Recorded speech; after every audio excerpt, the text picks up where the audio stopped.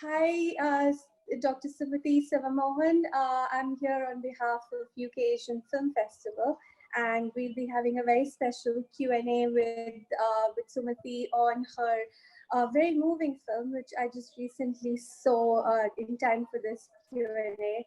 It literally had this impact on me where it transported me to the place that you had shot it in.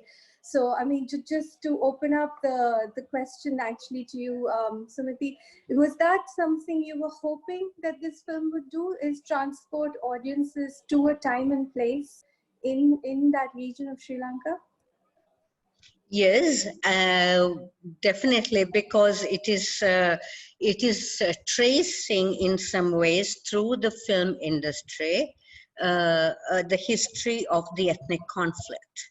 So the civil war, but as it impacted on this professional musician's life, a musician, a professional who was very closely whose life was very closely intertwined with the film industry, with the dominant community's film industry.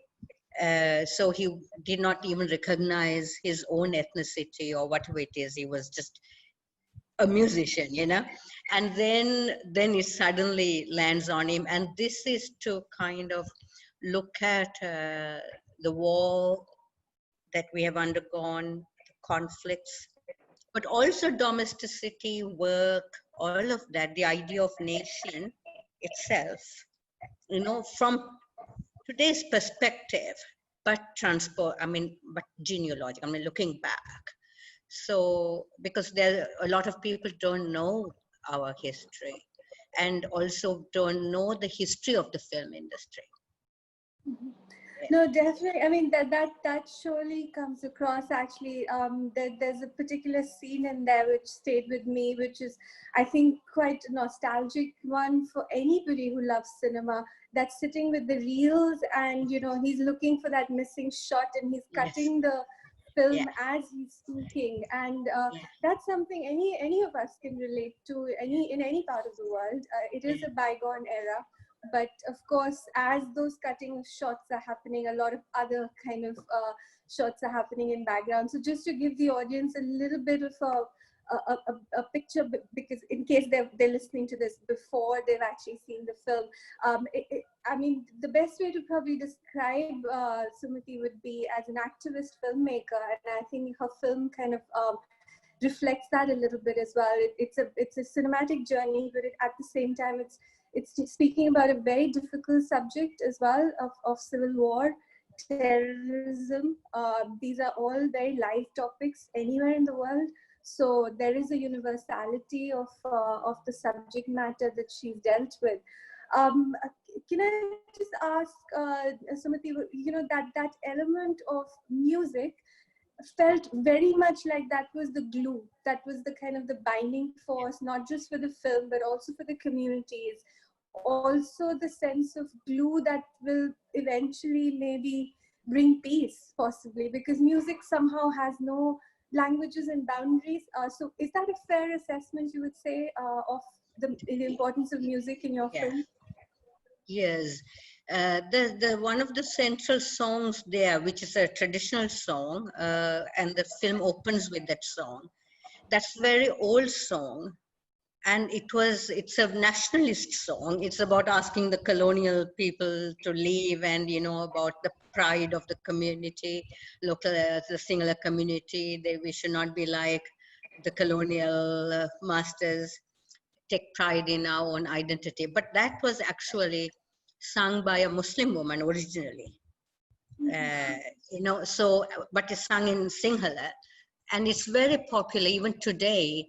When you go on buses, you can hear, all kinds of versions of that song. So it's a living song, but of a much older age, and so that immediately gives that emotional impulse, and then people sing it. I mean, when I was showing the film, people were singing it.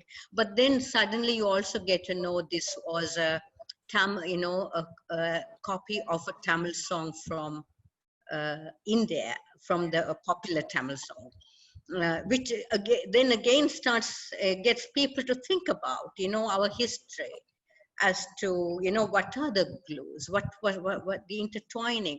And now it's like all very nationalized. Every discourse is highly ethnicized and nationalized. But then there's a way, and then the family itself is married, I mean, it's an interethnic marriage, but nobody makes much of it. It happens very naturally. And then, of course, with the riots and all that, I mean, there are issues. But the song, one of the motives, one of the key songs belongs to the mother, and then is transferred to the son, and then it's taken away by his ex-girlfriend, and it gets, in my view, it gets a little commodified, but it circulates. The song circulates in different ways. And the music is definitely a glue, because it makes people sing, listen to I kind of composed it all. I do the music, but I worked with a music director. I wanted this kind of slightly filmy kind of music, throughout, but also kind of gripping and emotional. Yeah, I mean, there is the filmy side of it. There's a very curious Rahman kind of A.R. Rahman elements that comes in as well, which is very moving as well, because that's something again that proves that music has no boundaries, really. I mean, it can transcend all sorts of divides. But was that? I mean, this is your second feature film, if I'm right, yeah. Yeah, and so, can you tell us a little bit about the journey of this film? I mean, was it how difficult, or how was it the actual process for you? How long did it take? And with the budgets and things, was that a bit of a concern, or were you able to overcome that? The budgets are always a concern. So I actually, in terms of the journey, it was interesting, because when I was doing my first film, which is on the plantation, the indentured labor that was brought from India to Sri Lanka, and that was my first film. I was working with this director who also belonged a bit to that community, and then music director. And he was telling me stories of the music industry. And then, so the journey starts like from 2011, and I was interested, and I thought I would do a documentary. And I said I would do a documentary, and I was talking to him. I don't think he believed me, but it took a long time. I was doing proposals, but they didn't go anywhere. I was trying to find a way to fit. But then I started researching. Then there was this call for a film on music. It wasn't on music, it was on reconciliation, but I asked them for a little bit of money on music, and I was going to do a documentary.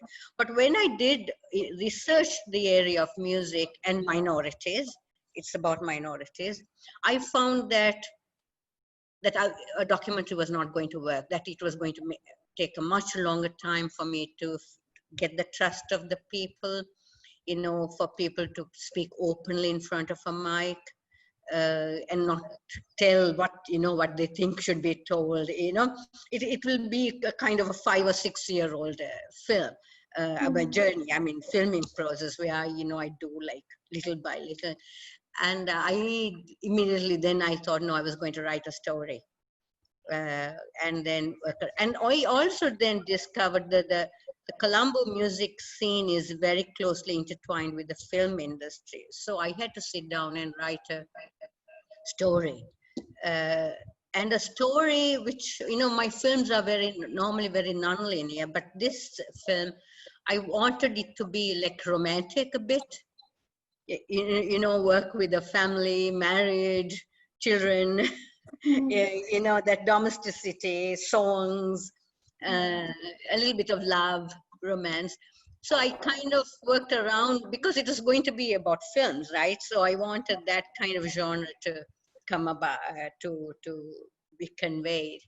And so I deliberately started writing in this filmy fashion, but not letting it rest there. So it was a bit of an unusual film for me, because I normally like break form all the time, but I made this kind of follow a storyline fairly Sorry. fairly closely. Mhm. Yeah. and, No, no, and that, and yeah. budgets are, I put a lot of my own money into it. Mhm. Maybe more than half is my own money, and I don't have a lot of money. So, I mean, it takes a long time. So I wait for my salary to come. I take loans, then I borrow, then I give back little by little. I work with. I've been working with the crew, so I pay after I finish. I mean, because not the technical crew, but the artistic crew. uh, and because I've worked with them for a long time. So these are all like this kind of trust and things like that. There's very little money for this kind of film. So, So, but I I mean, just want these to do things. it for, Mhm. yeah, No, I was just saying these things end up being a passion project in that sense, right? So it comes from the heart, really. So, yeah, yeah, definitely, yeah, and yes, but it's had a nice journey since it released as well. I mean, it won I think the jury award in one of the yeah, film festivals. yes. So maybe you can tell us a little bit about the journey as well, coming up to the UK Asian Film Festival now. Yeah, I was very pleased with that. I mean, even when it was selected, I was very happy. And then I opened email once, and they said that you got this award. I didn't go because I have to, when you work in the university, you have to plan well ahead to go take leave and the visa process. So, and then I was really astonished and so very happy because festivals are, they give you this kind of openings. I mean, it's not anything, it doesn't make a film better. Right? But then it gives you that recognition and makes people talk about it, and it makes, particularly for films like this, which don't have the star value. I mean, I have some stars from the singular film industry here. I mean, the female character is a well-known actress, but the others are musicians. They are not acted before. So I mean, then so you need a way to get people to want to watch it. Then it got a music award, best music award in the Jaipur International Film Festival. So those, then the Singapore Asian Film Festival, Singapore South Asian Film Festival, I mean UK Asian Film Festival. That was really good. I had got my visa, everything, when the I corona. know COVID has played such havoc with so many of our plans, I guess. Yeah, But I mean, given that, I guess it's probably at least a nice, heartening feeling that at least the audiences can get to see it in some yeah, way. And I yeah, think there are screenings being planned as well in the UK. But hopefully, you'll be visiting UK soon as well, as yeah, soon as these grounded planes start flying yeah, again. yeah, I mean, you just mentioned about academia and also about acting, and you're in both those professions as well. So I wanted to ask you, I mean, how do these different facets of your life, how do they converge? Like, do you also bring in some kind of a cinema element in your teaching in any way, do you think, or these are two very yeah, I different do. sides? I teach film theory and theater performance Mm-hmm. theory. I also teach like films. I also teach used to teach in a government department that does film courses on the weekends. I used to do for students who are not in the university, but they are professionals. So I used to teach there as well. Now I'm too busy to do all those things. I also come from a theater background, so I think in a way my entry, artistic aesthetic entry, aesthetic formal kind of form is very informed by theater as well. Long takes and working with actors in particular ways. Um yeah, I think theater is something that's kind of, although I don't do a lot of theater now, I think there's a way in which theater is very central in my films. I myself recognize it, and others say that too. But it's also that my theater, when I do theater plays, I find that it's also informed by cinema now. A lot more than it was before. So academia then, yeah, I teach all kinds of things. I lead this very compartmentalized life as well. But I do films with my students. They come and work on my films. But I also train them as actors. Uh, and then they do films, and I kind of do like help them to make films and things like that. So I also, that part of I do that thing, like helping younger people. uh, Sometimes it's a project, sometimes it's just people, I mean, they show your scripts and then you work with them, then you kind of say, okay, this will work and not work. I just want to say the dancer in the film, actually, she's British, the one who dances. Uh, Right at the beginning. right at the Yeah. beginning, and the one who gets shot and all that. Yeah, yeah, that character. I just, in case I forgot. So she was very keen to come and see the film, and they not watch the film. Mm, Oh, so right. she's a UK based Yeah, actress, but is it? yeah, because I asked her, she is actually my niece. So I asked her whether she was going to come anyway, and I asked her, would she like to dance in the film? She was okay. She said, oh, if it's only dancing, that's okay. Right. Yeah. Yeah, and the dance is something that really stands out. I mean, I won't spoil it for the audiences, but it has Yeah. a running through theme Yeah. throughout Yeah. the film as well. And so the actual process of the shooting process. I mean, did you kind of travel a little bit with it? Because I mean, it felt like there was the coast, and then when they move home. But was that something that you did physically as well, or was that more within a certain region of Sri Lanka? Which, you mean the shooting, the Yeah, shooting yeah. Yeah, I thought like about the shooting with the pistol. the Yeah. actress. Yeah. Yeah, No, I the don't want to shooting. spoil No, the that. shooting. Yeah, yeah, the shooting was Yeah. in Colombo, because this is a Colombo based film. So most of it, all of it was in Colombo. And maybe right just outside Colombo, most of it. And yeah, uh, because, and I also shot in a studio, an old studio. Uh, Uh, so it's still used, but not too much to, so to get that space. Uh, and there's also some documentary materials, the riots. Some of them are from the archive, like from the archives, but also there are some true stories there in the in the yeah, in the riot scene. Yeah. yeah.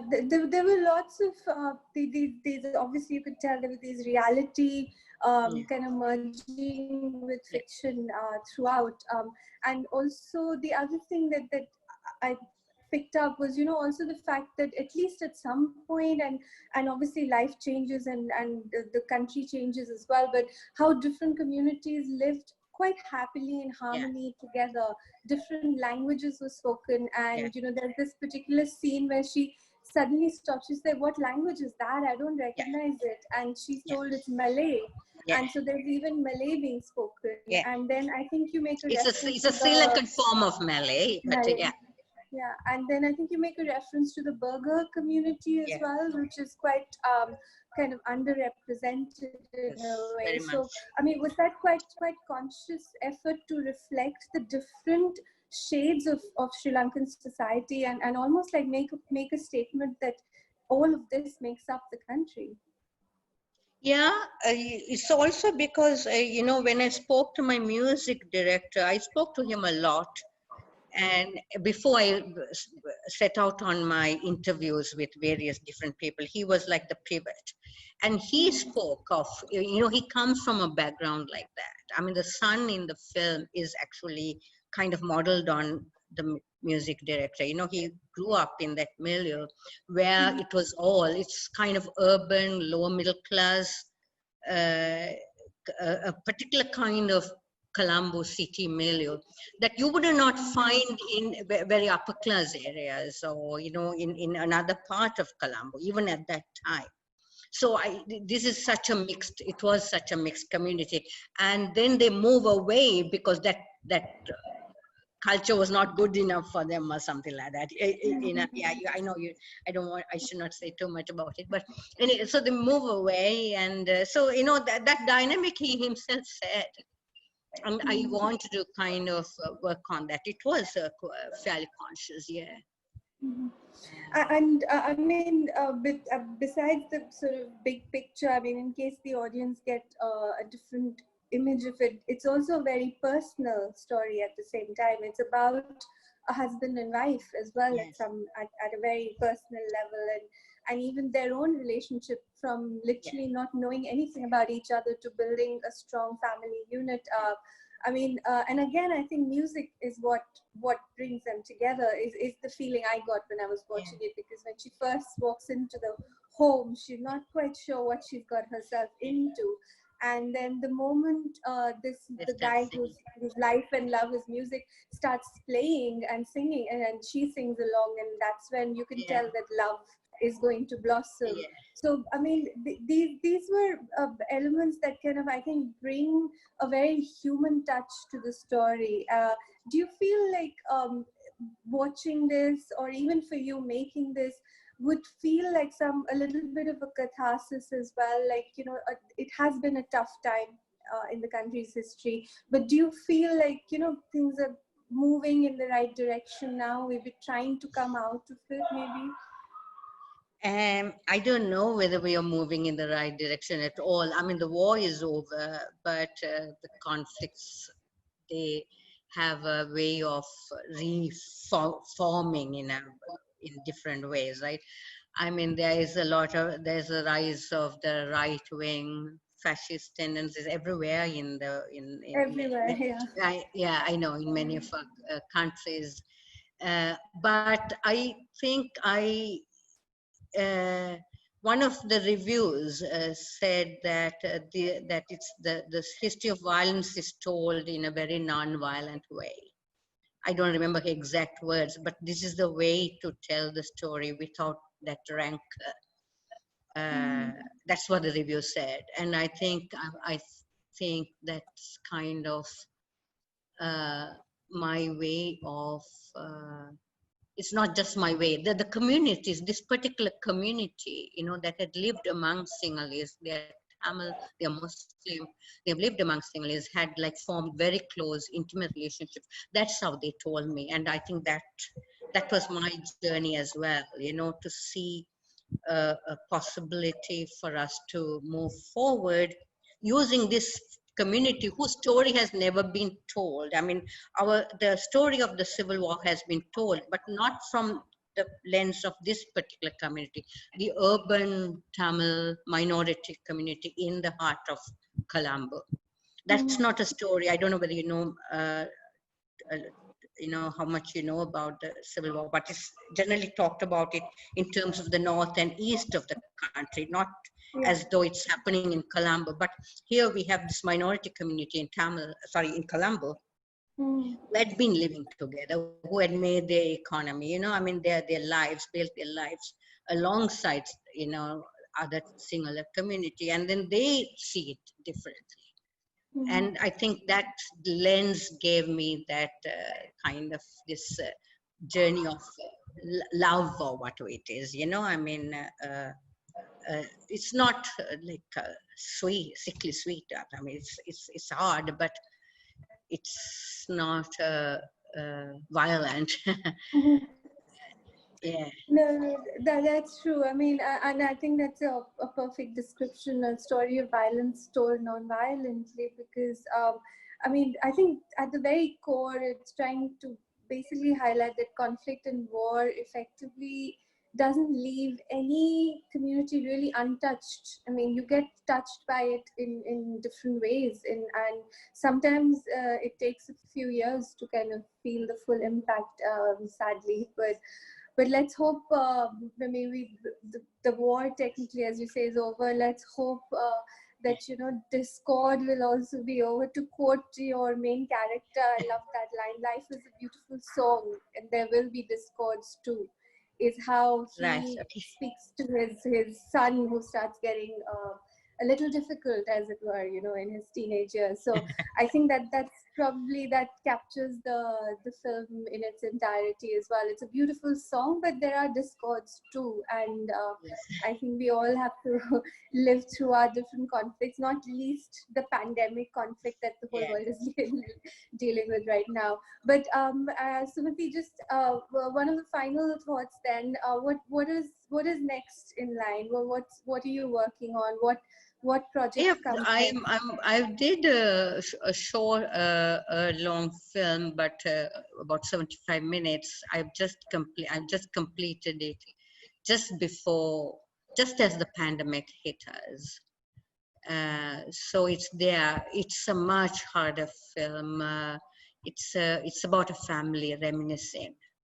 It's called The Single Tumbler, and it's in Tamil. It's about Tamils and Muslims. How, I mean, it's again this theme of two communities coming together, but this time Tamils and Muslims in the Uh, north, and it's a much more I think sentiment-wise, it's a more difficult film. Um, and so I don't know what to do with it. It's there, and then yeah. then March. This came about, and I'm now wondering what I do with the release of it and all that. I'm also I've written like a treatment for a COVID film. Mhm. In the last 3 months, I wrote something for the pandemics, which I'm hoping I can shoot inside the house with, Yeah. and all. And keep to the social distancing rules as you do Yeah. it. Yes. No, that's good to know, and hopefully, let's see, in future UK Asian Film Festival can feature some of the new work as well. But your next film then would be a feature film as well. Is it more documentary? No, it is a feature film. It's the story of a family that's reminiscing after the war, and then all kinds of things happen within the Oh, family. It's hard. It's bitter memories. Yeah. well, thanks for giving us a little glimpse of that. So the audience that's now going to be either have already watched or watching Sons and Fathers, and going through this Q&A, keep an eye out for Sumathy's next one. And yeah, The and look single forward to tumbler. the I'll mention it if the single tumbler.